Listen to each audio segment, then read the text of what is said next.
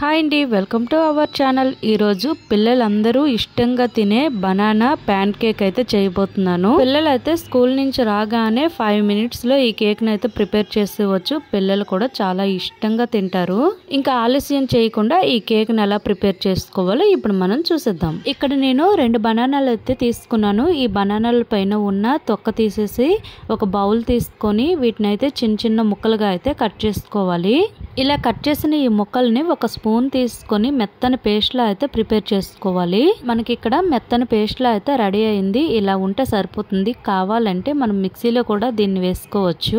ఇప్పుడు దీని అంతటిని కూడా బాగా కలుపుకొని ఇందులో ఒక 2 లేదా 3 టేబుల్ స్పూన్ల దాకా చక్కెరని అయితే వేసుకుందాము. అలానే ఇందులో చిటికెడు బేకింగ్ సోడా లేదా బేకింగ్ పౌడర్ అయినా వేసుకోవాలి. ఇక్కడ నేను సోడా అయితే చాలా తక్కువ వేస్తున్నాను, ఎందుకంటే పిల్లల కోసమని. ఇప్పుడు ఇందులో కాచి చల్లార్చిన కొన్ని మిల్క్ ని అయితే వేసుకుందాము. అలానే ఒక 4 టేబుల్ స్పూన్ల దాకా మైదా పిండిని అయితే వేసుకుంటున్నాను. ఈ మైదా పిండి ప్లేస్ లో మీరు కావాలంటే గోధుమ పిండి కూడా వేసుకోవచ్చు.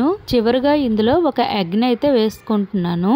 ఇప్పుడు ఇందులో 1 టేబుల్ స్పూన్ దాకా ఆయిల్ వేసుకొని ఈ పిండిని అయితే ఎక్కడ ఉండలు లేకుండా మెత్తగా కలుపుకోవాలి.